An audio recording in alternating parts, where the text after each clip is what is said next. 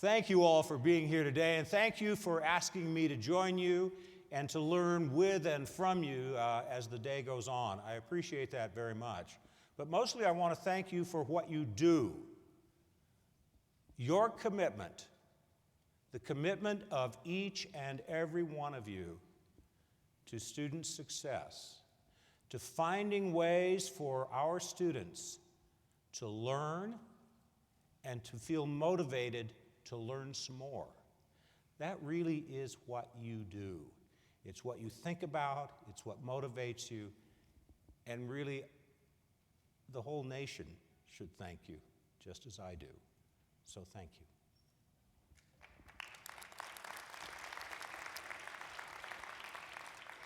You know, I'm a little bit daunted by this task because everyone in this room knows far more about just about everything I will mention than I possibly could. So my whole role here, I think, is merely to paint a picture and put some things in context. About 20 years ago, my daughter entered high school in a new city and with no friends, and she struggled. And then she was able to enroll in the university down the street from her high school. It transformed her life. She told me at the time, even as a freshman, that she loved college because in college courses, all the students want to be there. None of them have to be there. And that distinction was something that I'd never really thought about. What you offer, really, is opportunity for students who want to seize it and whose lives will be transformed if and when they do. My daughter, who was in danger of dropping out of high school, now has a PhD. My daughter, who was in danger of losing her way, is a successful businesswoman in another country. All because she was able, from freshman year on, to take college-level work while in high school. And so when people talk to me about dual and concurrent enrollment, when people talk to me about opportunities for high school students to learn college-level, to take college-level courses, I listen. I listen because of my daughter and because of the transformative power which college education in high school had for her. In fact, it had so much I made her brother do the same thing. But the message, I think, that dual and concurrent enrollment, that allowing students, encouraging students, motivating students in high school to do what they can do, to do what they want to do what they're able to succeed at, and to take and succeed in college-level courses. That message is often lost. And why is that message lost?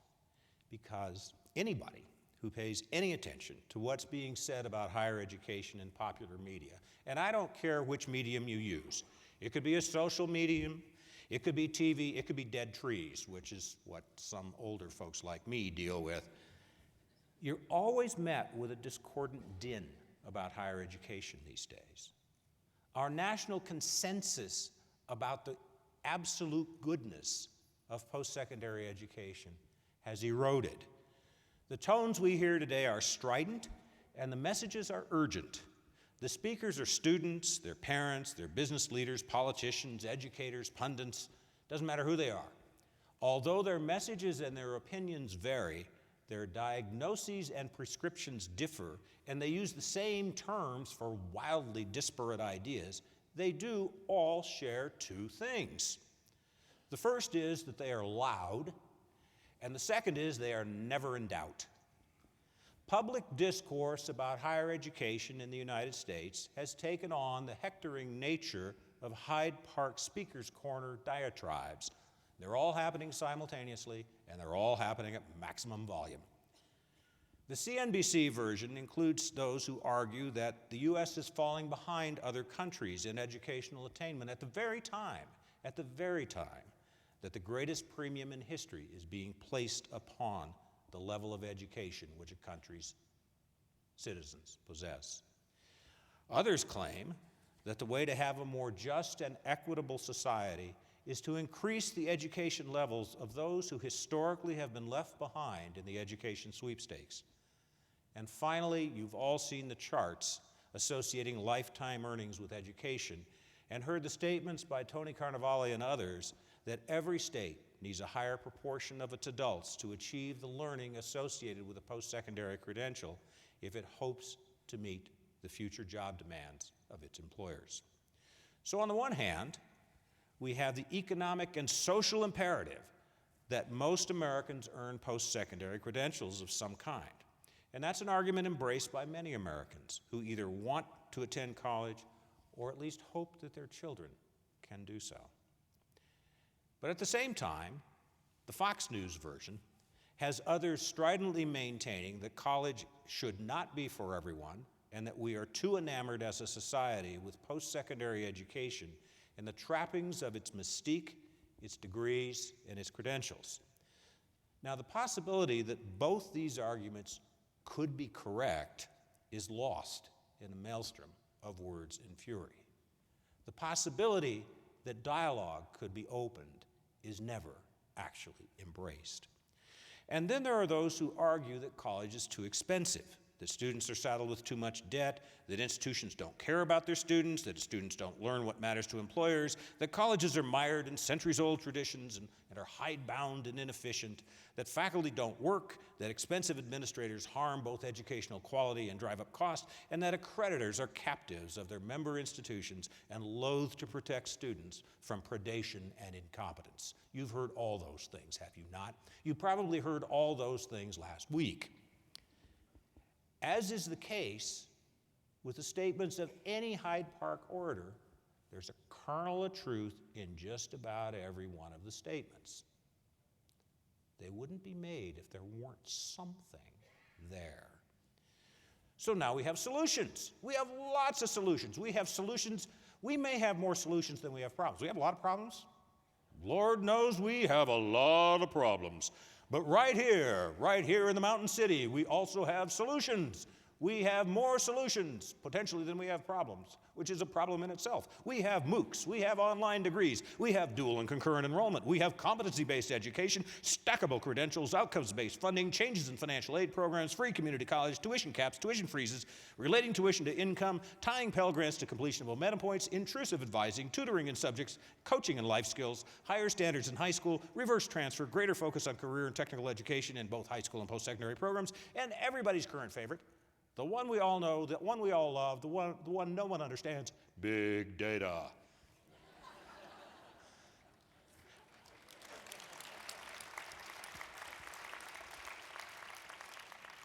Having exhausted myself in my speaking and having exhausted your ears with that compendium, I will say that that's just a few of the things. And all these ideas, and a lot more, have some merit.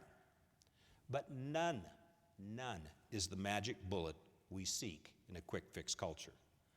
None is cost-free, regardless of what you may have heard. None will by itself make marked improvement in student achievement or in cost control or in debt reduction or in time to degree or in completion or in equity or in whatever other measure has been established as the marker of success. Now, obviously, there's great interest in high school students getting a leg up on college credit, whether that's through advanced placement, international baccalaureate, or dual and concurrent enrollment programs. Although the appeal to policymakers and parents often is based on saving money for both the states and the students, research, as you know, has shown that those students who take advantage of such programs are more likely to enroll and persist in college than our high school peers who do not do so. Part of that, I think a big part of that, may be because the students and their families now believe that they can succeed in college since they already have earned some credits. Part also may be because students who take advantage of these programs already are highly motivated to attend college. Regardless of the motivation of the students for enrolling, the programs themselves have shown their effectiveness, academically, financially, and yes, politically. The challenges that face such programs, though, are not inconsiderable. They're challenges of scope, of reach, of equity, of quality assurance, and of acceptance by colleges and universities. If these programs reach mostly the middle and upper class students in city and suburban high schools, they may not lead to more college achievement for our country, but rather to a less expensive route to college success for students from well-to-do families. Now that's a laudable aim, but it does nothing to address the chronic achievement gaps that characterize American higher education, gaps that fall along racial, income, and distance lines. You have spent a good part of your first day hearing about many of those. You have spent a good part of your first day thinking about how to address those very issues. How do you, in fact, democratize the access to and success in dual and concurrent enrollment programs for students of color, students from low-income backgrounds, and students from rural areas? You all have embraced those as challenges, and I thank you for that. So there is a huge challenge of equitable access, how we provide the advantages and opportunities of dual enrollment to students with limited means in a fair and effective fashion. And until we address that issue successfully and at scale, we will ensure that a vast pool of American talent will remain untapped. And that's the talent that holds the future of our entire nation. That's why what you do is so important. And that's why democratizing who can avail her or himself of what you do is so imperative. But there's also the issue of quality. How can students and families be assured that the programs being offered to high school students are of equal quality to those offered in colleges and universities? I know that's a key element of the framework that NACEP has developed, and I know it's an important component of the changes that the Higher Learning Commission is proposing to put in place, and I know those are controversial. But, in fact, those do deal with the issue of quality. I mention these challenges of equitable access and quality assurance as illustrations of what those working in and advancing the long list of interventions, which I mentioned a little while ago, not just dual and concurrent enrollment, but all of them have to address if they're to gain the trust of the public and of the education establishment. But why does the education establishment matter? Who says that colleges should be the certifiers of knowledge and ability? Why not employers? Why not third-party aggregators and evaluators? Why not, indeed, the wisdom of the crowd? After all, if everyone on a blog says it's true, it must be so, right? In a world that seems to value higher education mostly for the fact that its credentials are the gateways to better jobs, why not have more credentials and more credentialers? There's no good answer about why higher education institutions have had a credentialing monopoly. In fact, they already may have lost their absolute hegemony in this area. Employer certifications, Microsoft certifications, journey worker and apprentice certificates from unions, and a variety of other forms of post-secondary credentials have been around for years. In fact, I was reading something yesterday that dated some of the business colleges back into the 1840s and 50s. And not colleges in the way we think of them today, but essentially post-secondary opportunities for students to become stenographers or typists or you name it in the 1840s and 1850s. So we have a long history of traditional colleges and universities not having a monopoly, even though they think they do. But as Americans seek to gain credentials for as little cost and effort as possible, we can expect other non-higher education certifiers to claim additional market share. That's especially true with the assessment of prior learning in a competency-based world. We will see credentialers nimble enough to take a combination of credits from a variety of institutions, couple them with an assessment of other competencies that applicants have, and aggregate customized degrees. We will see that. We already see that to a degree.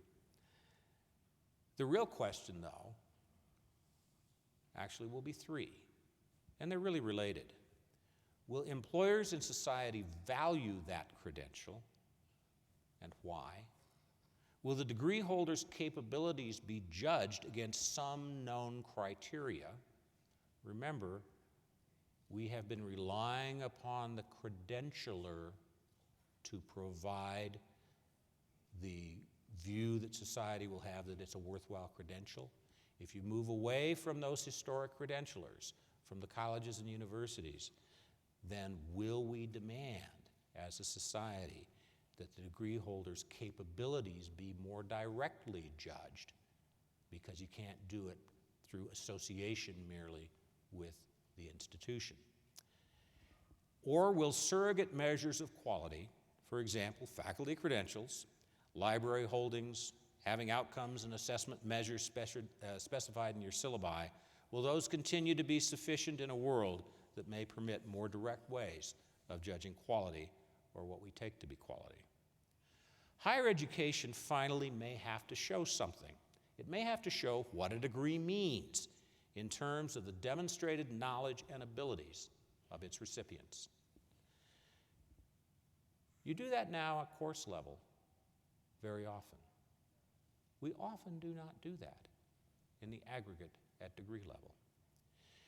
Traditional higher education is beginning to rise to this challenge. About 100 colleges and universities from a dozen states, including many of the institutions in this room, I'm sure, have banded together to assess student learning against common criteria, and they're hoping to expand their approach nationwide. Texas just adopted a strategic plan that calls for its colleges and universities to define and their graduates to demonstrate what are termed marketable skills. And Western Governors University has co-branded its competency-based learning model as states from Indiana to Washington have embraced demonstrating learning in that way as a means to earn degrees in their states. But the world will not stand still waiting for higher education to adjust to a faster-paced new world order. In particular, many of the changes being called for and many of the experiments being tried by colleges and universities create issues with regional accreditors or with the way students can gain access to federal financial aid. Both the regional accreditors and the U.S. Department of Education are aware of these issues and have taken what I would call rather uneven approaches to addressing them, approaches based on geography and on experimental sites, that being the term that the federal government, Department of Education, uses for something that is sort of out of the ordinary.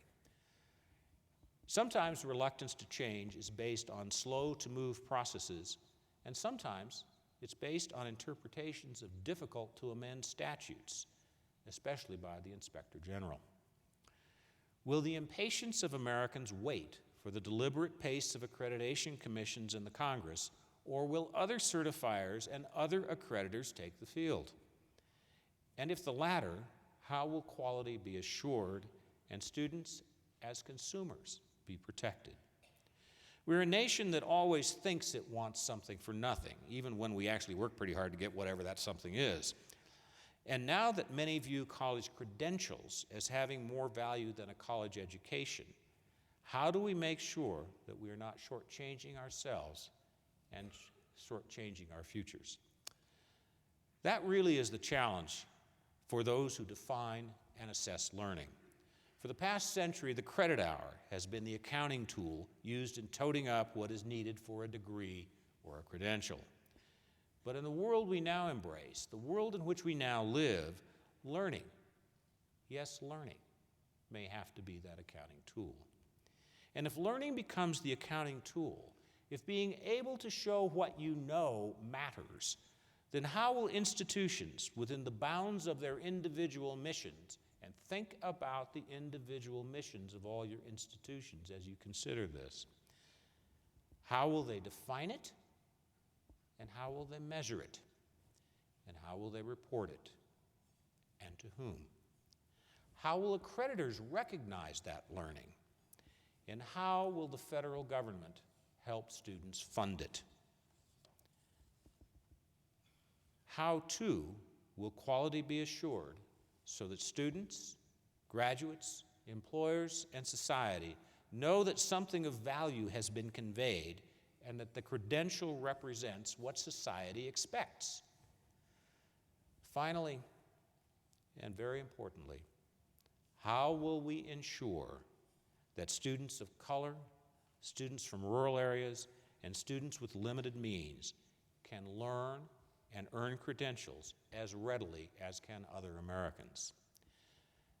These are the challenges that I think will be plaguing us, bedeviling us, delighting us, whatever word you want to use, in the next several years as we embark in the next step in our shared journey toward real student learning and real student success.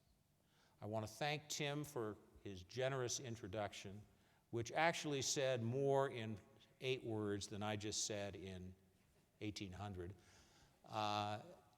And I want to thank all of you for being here, being engaged, and really for keeping students uppermost in your minds, in your hearts, and in your work.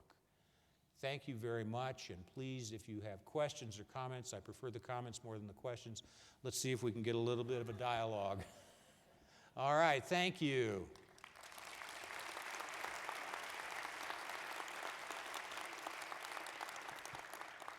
Now, those of you who have been my students, usually in every room of this size, there's at least 1 or 2 who've been subjected to me in the classroom. You know that I don't like to do that. I never use the PowerPoint, and I really do move around a lot. So please get up. There will be mics, I'm told, in 2 different parts of this room, because more than one of you may want to say something. And having listened this morning, I know you have a lot to say. And if nobody starts, I'm going to have to talk about the conversation I overheard about Superman costumes. My own 5-year-old is going to have a Batman costume, but somebody has a Superman costume and apparently looks very, very cute. I won't disclose who it is, but I will if nobody asks a question. Yes? I will ask a question. I'm not going as Superwoman. I'm going to be Wonky Woman. Oh, good. For Halloween. My question is about big data, and you said that was sort of a shudder or a grimace when you mentioned it. But I'm really interested in what you see as the future of learning analytics and how we can build the capacity to really analyze the big data that's available and use it to improve instruction and learning. I said big data in the way I did, largely because I think it is it's an easy term for something we don't understand. But what we do understand is that we have a lot more information now and can process it a lot more quickly. We have information about individual students. We have information about individual courses. We have information about teacher assessments of those courses. All of that stuff is, in fact, readily available in ways that it wasn't before. I've seen demonstrations in some of the states, and this is a K-12 example, where the use of information generated by the teacher in the classroom on each student is shared readily with succeeding classes or with others in the school in order to help students move more effectively through to completion.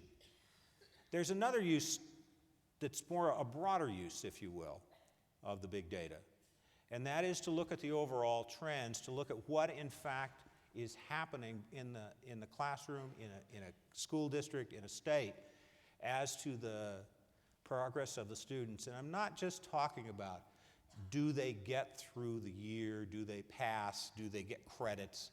I'm also looking at now the opportunity of saying, Can we look at the courses that they took, the assignments that they had, the work they turned in, and can we judge that work against common rubrics and then distill from that some information? And I'll give you an example of how that's happening.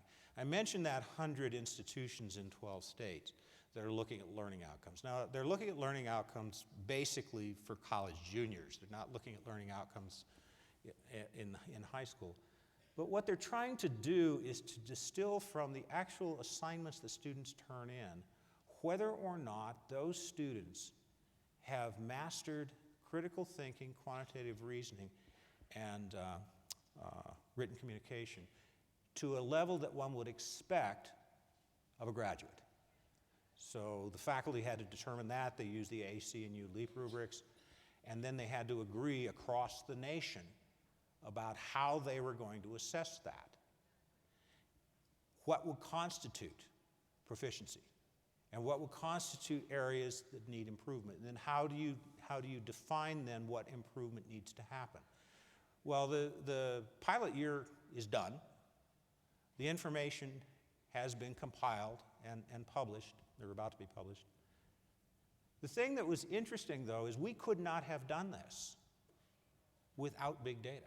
We could not have taken thousands and thousands and thousands of student assignments and somehow had hundreds of faculty judge them from around the country, come to some valid conclusions that are statistically significant about what learning occurred or didn't occur, draw conclusions, and then provide back to the institutions, the colleges and universities, sort of a roadmap of the things that they might want to do to improve the performance of their students, because not all students did as well as others. We were also able to distill from that the kinds of students who didn't do as well and those who did. What are their socio-demographic characteristics? And so, and what type of institution, because we had all kinds of public and in some cases private institutions in this mix. And so it really is, we are able now, I think, to better understand what it is the faculty could then be doing, or at least considering, as they go to improve the learning of students for this next year that we're embarking on now. So we couldn't do that without big data, because big data allows us to take massive amounts of information and make sense out of them. If we can define what it is we want and collect what it is we need and analyze what we get and make sense of it. And I think it's a great opportunity. So I love these longitudinal data systems, and I know that can be controversial. And I like unit record systems, which means I can't go to DC and talk. I actually said that once to NICU, the National Association of Independent Colleges and Universities, and of course that's anathema to them. But why do I like the student unit record? Because you want to be able to understand that student's progress and learning all the way from preschool, all the way through college. Because if you can't do that, you can't intervene at the right times to help that student, in fact, progress. It is no secret to those in this room that fewer than half the students who start at our colleges and universities finish at the same one. If you're going to finish, you're just as likely to finish someplace else as you are to finish where you started. If you have access to information within a state or even across state boundaries, I like that witchy four-state project too, you can in fact begin to understand what it takes to provide learning opportunities that are effective because you have the information about those students. Yes, you can also track it into the workforce, and frankly, I like that idea too. Why? Because right now we care about that. Is that important for learning? I don't think so, but it's important right now politically. Is it important for all students who graduate to be able to earn a living wage? Yeah, sure, that's important. The other tracking may not be as important, but I recognize it politically. I wandered around, I'm sorry. Other comments, questions. What do you see as the biggest opportunity at your institution or in your state to improve the success for low-income students and students of color by being involved in a dual and concurrent enrollment program? Anybody want to answer that? Or should I call on somebody? Remember, I'm the evil professor. Yes?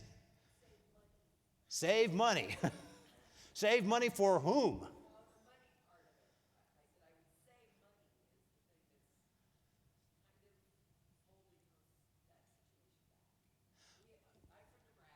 Yeah. We have a current scholarship in place for low-income students to take dual credit. It started with a federal fund, then it was split between a federal fund and a state fund. This is and Nebraska she's talking about. Nebraska. And then the federal funding has gone away. The state kind of kicked some more in, but that's going to go away. And, you know, the question is, how do we continue this for those students who don't have the money to pay the tuition for dual credit? So in your state, you charge tuition for dual credit. Not every state does, although I think probably most do. So money is an impediment. How do you convince somebody to pay for this? And who do you convince?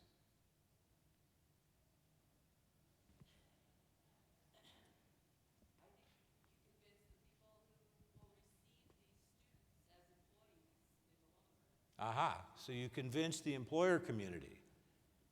Do you convince the colleges and universities? Is it in their interest? I'll tell you that it is.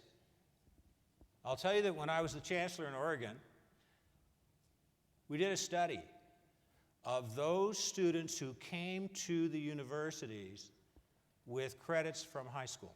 Didn't matter how they got them. Could be dual enrollment, could be AP, could be IB. We didn't care how they got them.